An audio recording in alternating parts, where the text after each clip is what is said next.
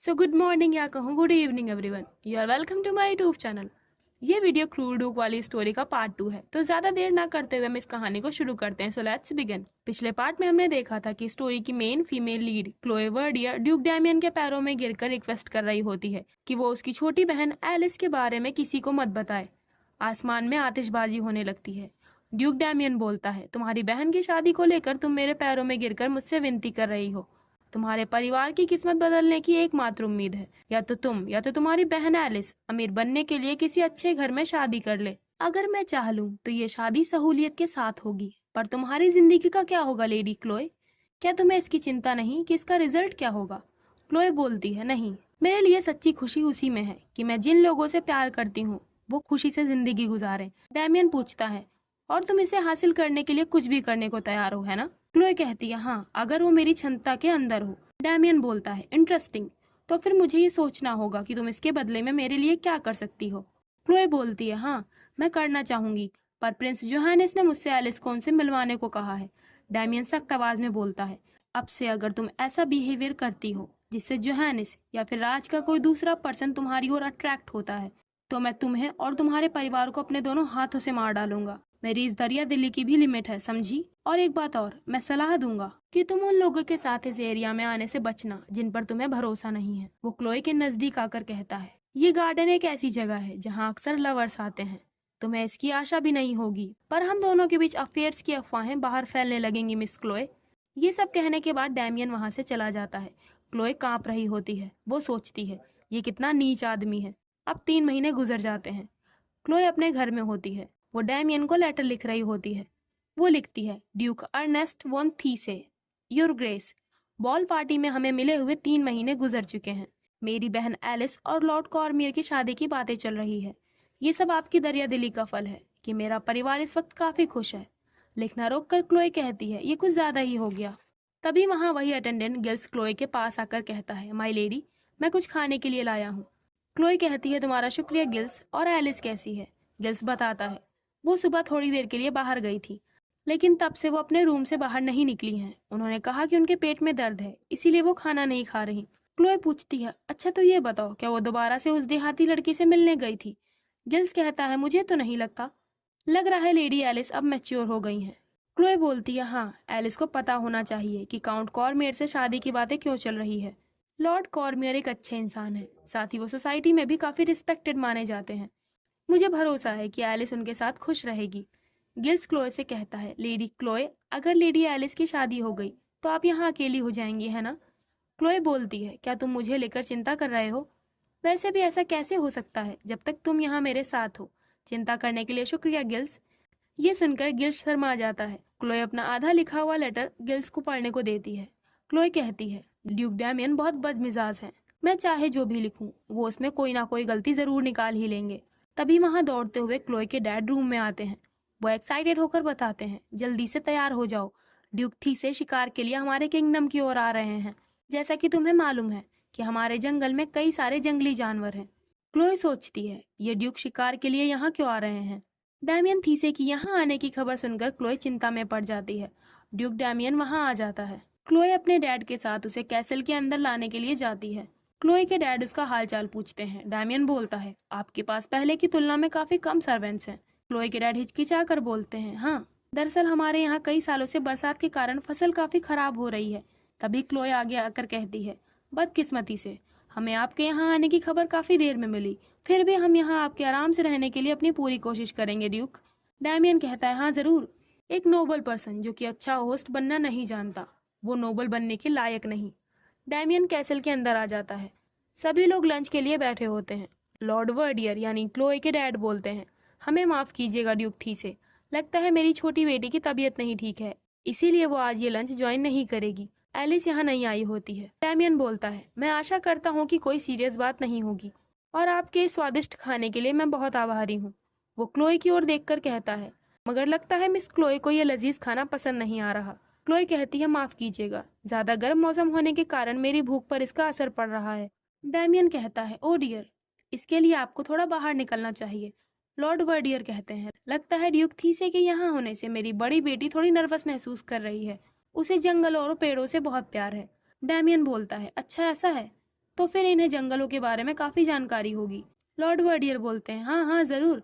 पहाड़ों की ओर जाने वाले जंगल को मेरी बेटी का बगीचा कहना कोई बड़ी बात नहीं होगी।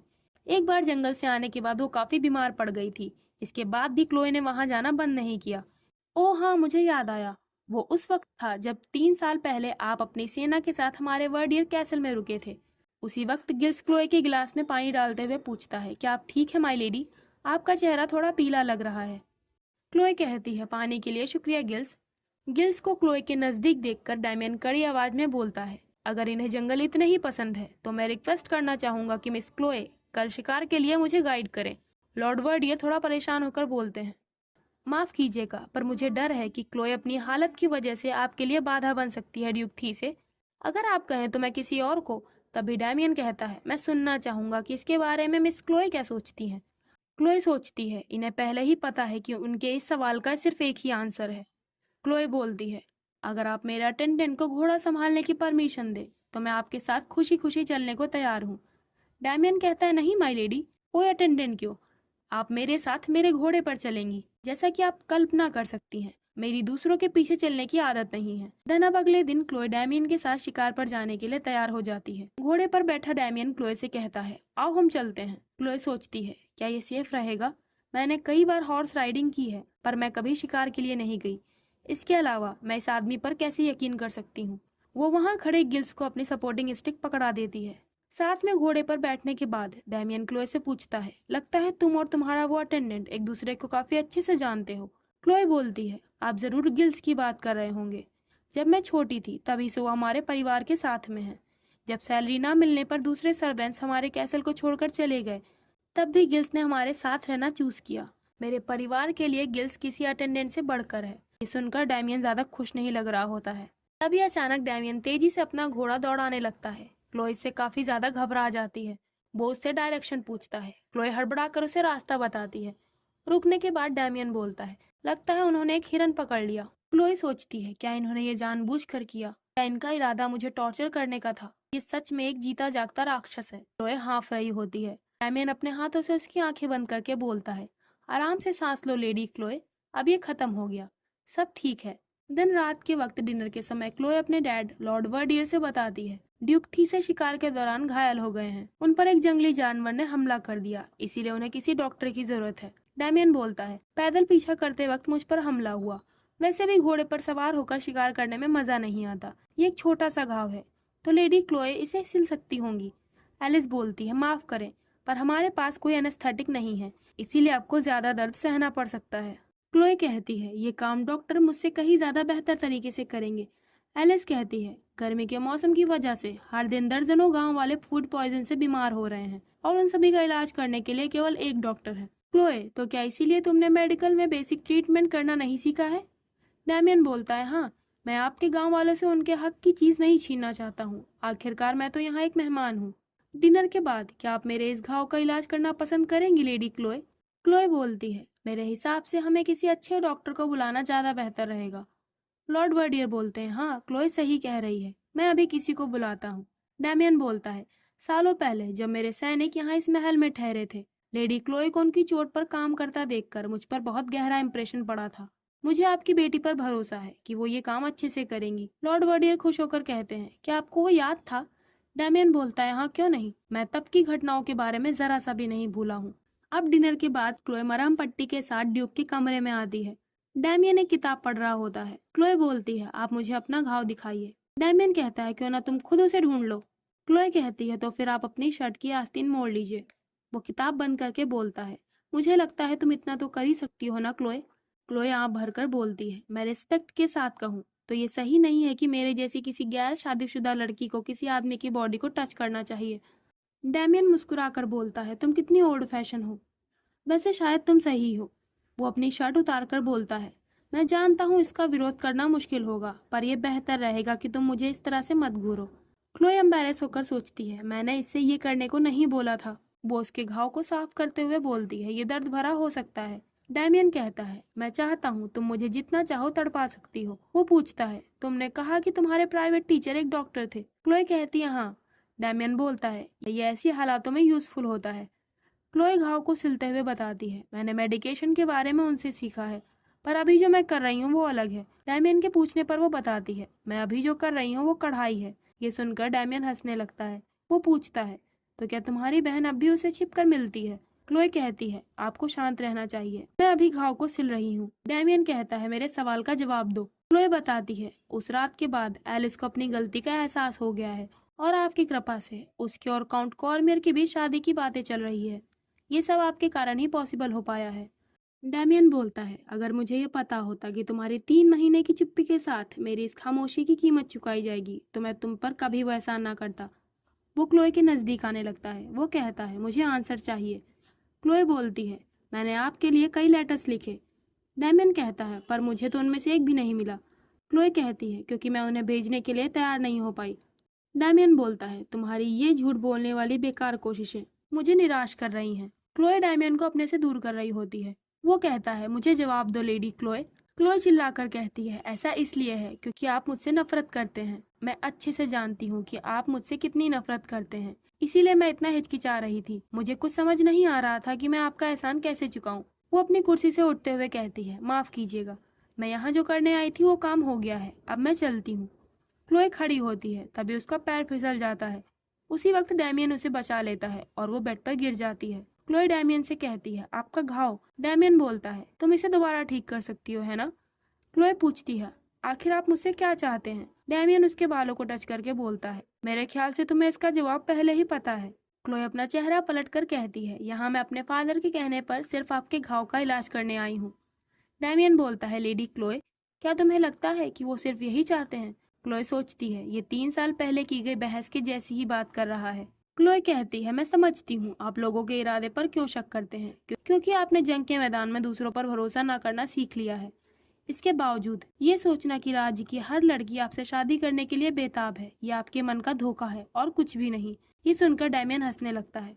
वो कहता है, हमें इसे टेस्ट करना चाहिए लेडी क्लोए। तो ठीक है, अब तुम जा सकती हो। तुमने वो काम पूरा कर दिया जिसके लिए तुम यहाँ आई थी। क्लोए बाहर आकर चैन की सांस लेती है। वो अपने कमरे में आकर सोचती है, मैं इस बात पर चिंता करने में अपना समय क्यों बर्बाद कर रही थी कि मैं इतने बुरे आदमी को शुक्रिया कैसे कहूँ।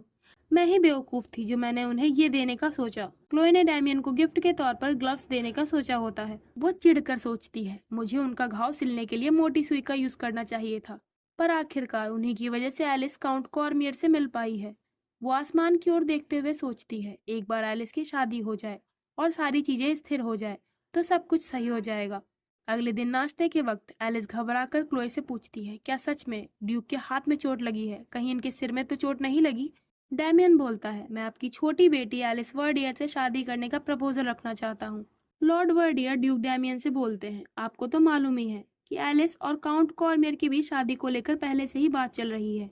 डैमियन कहता है, अच्छा ऐसा है, पर फिर भी इससे मेरी शादी में एलिस का हाथ थामने की इच्छा नहीं बदलेगी। वो अपनी जहरीली सी हंसी हंसते हुए बोलता है, लगता है आप मुझे काबिल नहीं समझते लॉर्ड वर्डियर, क्योंकि आप बेकार की बातें कर रहे हैं। वहाँ का माहौल तनाव भरा हो जाता है। लॉर्ड वर्डियर घबरा कर कहते हैं, ऐसा बिल्कुल नहीं है योर ग्रेस। मैं क्या सोचता हूँ इससे हटकर मुझे अपनी बेटी की इच्छाओं को भी नजरअंदाज नहीं करना चाहिए। डैमियन बोलता है, हाँ जरूर, आपको इसका ध्यान रखना चाहिए। मैं आपको 3 दिन देता हूँ, इसी बीच में पास के राज्य में अपने विला में ठहरूंगा। वो मुस्कुराकर बोलता है, मुझे आशा है कि आप इस मामले पर गहराई से सोचेंगे। महल में आकर एलिस रोने लगती है। वो कहती है, मैंने कभी भी एक डचेस बनने को नहीं कहा था। वैसे मुझे ये अच्छे से मालूम है कि ये हमारे लिए किस तरह का सुनहरा मौका है, लेकिन फिर भी क्लोए उसके पास में ही होती है। वो सोचती है, पता नहीं अब ये ड्यूक क्या सोच रहे हैं, इन्होंने अचानक से ये प्रपोजल क्यों दे दिया। वैसे उन्होंने कहा था कि हमें इसे टेस्ट करना चाहिए, कहीं ये वही तो नहीं। वो एलिस को समझाते हुए कहती है, अगर तुम नहीं चाहती हो तो तुम्हें ये करने की कोई जरूरत नहीं है एलिस, मैं डैड से बात कर लूंगी। एलिस क्लोए को गले लगा लेती है। एलिस कहती है, अगर कुछ गड़बड़ हो जाए और मेरी शादी ना हो पाए तो क्या होगा? अब हमारे परिवार का क्या होगा? अब जब ड्यूक थीसे ने ये प्रपोजल दिया है तो जरूर हमारे काउंट कॉर्मियर के साथ चल रही रिश्ते की बात भी खत्म हो जाएगी, और अगर मैं ड्यूक थीसे से शादी करने से मना कर दूं तो जरूर। तभी क्लोए कहती है, मेरी प्यारी बहन, तुम रो मत, सब ठीक हो जाएगा। समय बीतने के साथ तुम्हारे पास नए शादी के रिश्ते आने लगेंगे, तुम्हें ज्यादा चिंता करने की कोई जरूरत नहीं है। एलिस बोलती है, मैं एडी से प्यार करती हूँ, मैं जल्दी ही माँ बनने वाली हूँ। एलिस रोते हुए कहती है, क्लोए अब मैं क्या करूँ बताओ। ये सुनकर क्लोए को शौक लग जाता है। वो अपने रूम में बैठे हुए सोचती है, क्या ऐसा इसलिए हुआ क्योंकि मैंने एलिस पर कुछ ज्यादा ही बोझ डाल दिया? अगर हमें अपने मतलबीपन के लिए यही कीमत चुकानी पड़ेगी तो मुझे किसी भी कीमत पर यह शादी रोकनी होगी। सबसे पहले मुझे डैड को राजी करना होगा। देन अगले दिन क्लोए डैड के पास आती है। वो कहती है, मुझे एलिस की शादी को लेकर आपसे कुछ बात करनी है। डैड बोलते हैं, मैं कल सारी रात इसी बारे में सोच रहा था। एलिस का थीसे हाउस में शादी करना, ये हमारे लिए चिंता और राहत दोनों का मुद्दा है। क्लोए कहती है, आपका क्या मतलब है? डैड बताते हैं, हाउस थीसे एक ऐसा परिवार है जो सम्मान को काफी महत्व देता है। इसका मतलब ये है कि वो एलिस को कभी नहीं छोड़ेंगे अगर उन्हें एलिस के बुरे कैरेक्टर के बारे में पता भी चलेगा तो। ड्यूक थीसे ये बात अच्छे से जानते हैं कि इस राज में तलाकशुदा होना कितना बुरा है। क्लोए बोलती है, डैड कुछ है जो मुझे आपको बताना होगा। डैड पूछते हैं, क्या हुआ? तभी गिल्स भागते हुए वहां आता है। वो बताता है, लेडी एलिस कहीं गायब हो गई है। डैड परेशान होकर पूछते हैं, तुम्हारा क्या मतलब है गिल्स? वो कैसे गायब हो सकती है? गिल्स उन्हें एलिस का लिखा हुआ लेटर देता है। एलिस ने लिखा होता है, मेरी प्यारी बहन और डैड, मैं आपके असीमित प्यार में पली बड़ी हूँ। मैंने आपसे ही सीखा है कि सच्चा प्यार जन्म और मौत से परे होता है। अब मैं अपने दिल की चाह को और अनदेखा नहीं कर सकती। मुझे अपने इस बच्चे के लिए अपना सर ऊंचा रखना होगा और अपने आप को साबित करना होगा। मैं अपना नाम वर्डियर छोड़ दूंगी और सिर्फ एलिस बनकर अपनी जिंदगी गुजारूंगी। मैं माफी चाहती हूँ, पर आप मुझे इस काम के लिए कभी माफ मत कीजिएगा। मैं आशा करती हूँ कि एक दिन मैं इसकी भरपाई कर सकूंगी। ये लेटर पढ़कर क्लोई के डैड को बहुत बड़ा वाला झटका लग जाता है और वो तुरंत ही बेहोश हो जाते हैं। एलिस ने आगे लिखा होता है, मैं एक एहसान फरामोश बेटी हूँ। मैं आपसे हजारों बार माफी मांगती हूँ, आपकी एलिस। तो इस तरह एलिस वर्डियर हाउस से भाग जाती है। शाम के समय डैड को होश आता है। वो कहते हैं, क्लोए, क्या तुम्हें इसके बारे में पता था? क्लोए कहती है, हाँ, मुझे इस बात के बारे में थोड़ा थोड़ा एहसास था कि वो किसी को चाहती है। डैड कहते हैं, पर तुमने मुझसे इसके बारे में कोई बात नहीं की, यानी तुमने इसके लिए मना कर दिया था।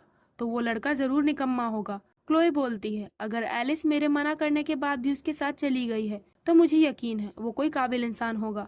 वो डैड को हौसला देते हुए कहती है, मैं एलिस पर भरोसा करती हूँ, सब कुछ ठीक हो जाएगा, आप जल्दी से ठीक हो जाइए डैड। रही ड्यूक थीसे की बात, तो आप उन्हें मुझ पर छोड़ दीजिए, मैं उनसे बात कर लूंगी।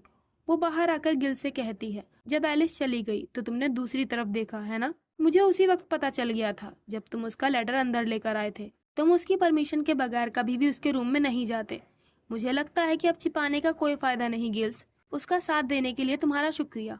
मैं खुद नहीं समझ पा रही थी कि अब क्या करना सही होगा, इसीलिए मैं तुम्हारी आभारी हूँ कि तुमने एलिस को यहाँ से भागने में मदद की। जो हो गया सो हो गया, अब हमें अपनी पूरी कोशिश करनी होगी। गिल्स क्लोए की ओर अपना हाथ बढ़ाने चलता है, पर वो रुक जाता है। गिल्स बोलता है, मैं आशा करता हूँ इस सब के लिए आप अपने आप को नहीं कोस रही होंगी। आप प्लीज ऐसा मत सोचिएगा कि इस सब की जिम्मेदारी अब आपको लेनी होगी। क्लोए बोलती है, गिल्स, अब मैं ही केवल वो इंसान हूँ जो हाउस वर्डियर की देखभाल कर सकती हूँ। मुझे हमारे जीने के लिए कोई रास्ता ढूंढना होगा, भले ही इसके लिए कोई खतरनाक फैसला करना पड़े। इधर ड्यूक डैमियन अपने विला में आराम से ड्रिंक कर रहा होता है। दिन दूसरे दिन क्लोए ड्यूक डैमियन के विला पर उससे मिलने आती है। डैमियन उसे अपने साथ बैठने को कहता है। क्लोए वहां बैठ जाती है। डैमियन बोलता है, मेरा घाव ठीक नहीं हुआ। क्लोए पूछती है, क्या आपने किसी डॉक्टर को दिखाया? डैमियन कहता है, नहीं। क्या तुम मेरे घाव पर मरहम लगा सकती हो? क्लोए बोलती है, क्यों, क्या आपके पास हाथ नहीं है योर ग्रेस? डैमियन कहता है, मैं तुम्हारा चेहरा देखकर बता सकता हूँ कि तुम अभी क्या सोच रही हो। क्लोए बोलती है, लगता है आपसे भूल हुई है। वो उसके घाव पर मरहम लगाते हुए बोलती है, इसको ठीक होने के लिए यहाँ का मौसम काफ़ी गर्म है। आप जितना हो सके अंदर रहने की कोशिश करें, बाहर रहने से ये धीरे हील होगा। डैमियन कहता है, थीसे हाउस में ऐसा खुशनुमा गर्मियों का मौसम नहीं होता। क्लोए काफ़ी शाई फील कर रही होती है। वो कहती है, आप अपना हाथ हटा सकते हैं। डैमियन बोलता है, तो बताओ, मेरे एलिस के साथ शादी के प्रपोजल को क्यों मना कर दिया गया है? क्लोए हिचकिचाकर बोलती है, इस वक्त मेरी बहन के लिए शादी करना पॉसिबल नहीं है। डैमियन इसका कारण पूछता है। वो कहता है, क्यों, क्या वो अचानक भगवान को प्यारी हो गई? क्लोए बोलती है, सच बताने से पहले मैं आपसे एक सवाल पूछना चाहूंगी। डैमियन बोलता है, हाँ पूछो। क्लोए कहती है, क्या एलिस को शादी का प्रपोजल देने के पीछे का कारण मैं थी? मैं जानना चाहती हूँ कि आपने ऐसा क्यों सोचा। क्या आपका इरादा मेरे परिवार से जुड़कर मुझे बर्बाद करने का था? डैमियन हंसते हुए बोलता है, क्या तुम्हें याद है कि उस दिन तुमने मुझसे क्या कहा था? ये सोचना कि राज्य की हर लड़की मुझसे शादी करना चाहती है, ये मेरा एक धोखा है ना? मैं कहूँगा ये तुम हो लेडी क्लोए, जो एक भ्रम में तल्लीन हो। तुम्हें क्या लगता है मैं सचमुच में किसी कर्ज के बोझ तले विस्काउंट की बेटी से शादी करूंगा, केवल तुम्हें, एक लाचार लेडी को परेशान करने के लिए? क्लोए कहती है, आप सही हैं, मैंने भी यही सोचा था कि ये पॉसिबल नहीं है। डैमियन बोलता है, लेडी क्लोए, तुम कभी कभी बहुत मजाकिया हो जाती हो, क्या तुम्हें ये पता है? क्लोए कहती है, नहीं, लेकिन या तो फिर इसका मतलब ये है कि आप एलिस को पसंद करते हैं। वो आँ भर कर कहता है, तो क्या मैं तुम्हें इतना रोमांटिक लगता हूँ जो कि ये विश्वास करता हो कि शादी प्यार पर आधारित होती है? क्लोई कहती है, तो फिर एक ही कारण बचा जिस वजह से आपने एलिस को प्रपोज किया है। डैमियन पूछता है, और वो क्या है? क्लोई कहती है, आपके पास वर्डियर हाउस की बेटी से शादी करने का कोई छिपा हुआ कारण है जिसे आप उजागर नहीं करना चाहते। आपका एक निचले स्टेटस के परिवार की लड़की के लिए स्टेट की सबसे खूबसूरत और काबिल ब्राइड्स को मना करने के पीछे कोई ना कोई वजह जरूर है। शायद आप ऐसी औरत से शादी करना पसंद करेंगे जिसमें इतनी खामियां हों कि कोई भी कभी भी उस पर अपनी दूसरी नज़र न डाले। डैमियन उसके करीब आकर कहता है, तुम्हारा मतलब एग्जाम्पल के लिए एक लेडी जो अपने एक पैर से लाचार हो। क्लोई बोलती है, अगर मैं अपने दोनों पैर से भी लाचार होती फिर भी शायद मैं आपके लिए एक बेहतर ब्राइड बन सकती थी, है ना? तभी डैमियन क्लोई को किस कर लेता है और इसी के साथ ये पार्ट भी हम यहाँ पर एंड करते हैं।